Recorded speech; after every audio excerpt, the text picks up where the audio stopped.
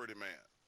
Okay. Well, I'll let you guys get into that when we Okay. talk to Jay Wright in just a bit. But first of all, Well, unfortunately, uh, the steam room was supposed to be a fun thing. We're supposed to enter. and 85% of the time it is. Yes, well, this is the 15%. Okay. Man, Ernie, you like to say you didn't see this coming, but you saw this coming.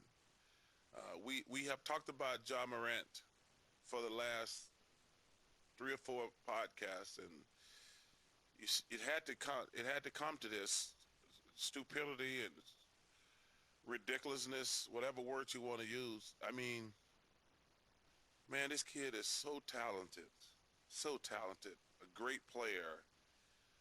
And you see the first incident with one of his friends pulling a gun on fans. He gets banned. And we said, yo, man, you got to have better friends. You see where he punches a kid and pulls a gun on a kid. Yeah, this stuff comes out from what allegedly happened this past summer And then you see him in a nightclub on IG Live. on his own. And you just say to yourself, what? And now you see he's, I don't know what word you want to use, suspended, timeout. He's away from the team, going to be away from the. I applaud the Memphis Grizzlies for not waiting on Adam Silver. Said, no, you need to go right now. And at first it was he'll miss the next 2 games, and now it's the next 4 minimum. Well, because this is just my personal opinion. What I think happened was, because I was actually talking to a friend, because he asked me, I says, well, I think Adam Silver is letting the Grizzlies handle it. And if they don't do something significant, he's probably going to have to step in. Because to my recollection, I haven't heard Adam say anything. So I think he's like, okay, you guys handled it. Now y'all handling it. I'm going to stay out of it. Because I personally think Herm Edwards is one of my great people I've met in my life. Herm Edwards, if you get a chance, he always talk about don't push sin. But what he always talks about, he suspended some guys because he said, I'm not going to wait on the NFL. What you did was wrong. My job as a coach to teach you right from wrong. And I said, man, that's admirable. He's not worried about winning games. He said, hey, I represent, because he says, he says, my name ain't Herm Edwards. That's my family's name. He says, I represent my family. And I was like, wow, that's deep and strong. So he said, penalize you. And it hurts me, man. It really hurts me as an NBA player, something stupid. And to win, like he's winning at life.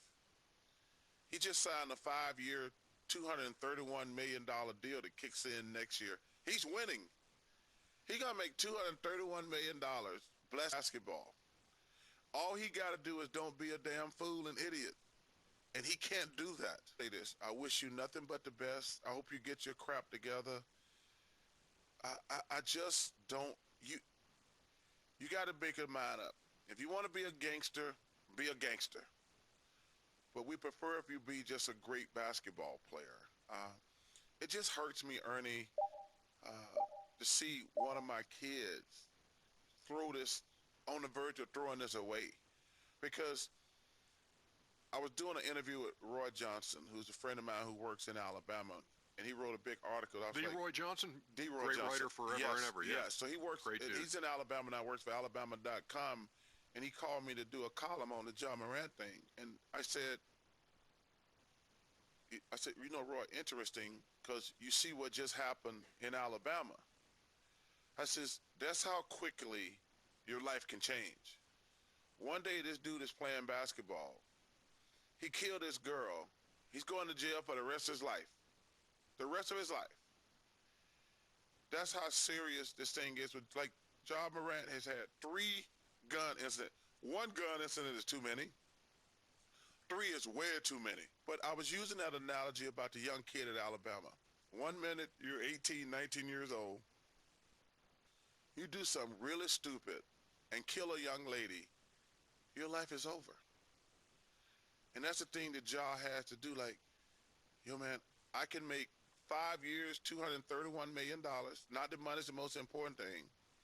I can just play stupid basketball and make $231 million because I'm great at it. Or I could go out and I could kill somebody and spend the rest of my life in jail. And I just feel sadness, Ernie. I really do. This is the third time we've talked about this, and it kept escalating. And I just don't understand it. No, and the hope when I look at this thing, Chuckster, is this time away. And I don't know exactly what is entailed in trying to get him straight and get things figured out in his time away from the court. But you would hope that it would be something as, look, I screwed up. I need to fix it. End of story. I'm not. And what I think the public really appreciates is just an honest assessment of what happened. Look, I screwed up. I need to fix this.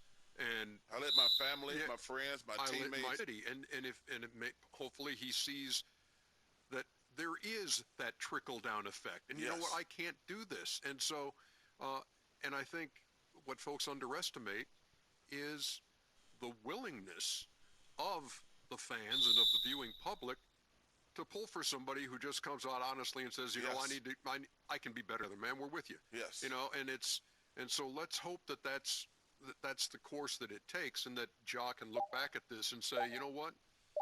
I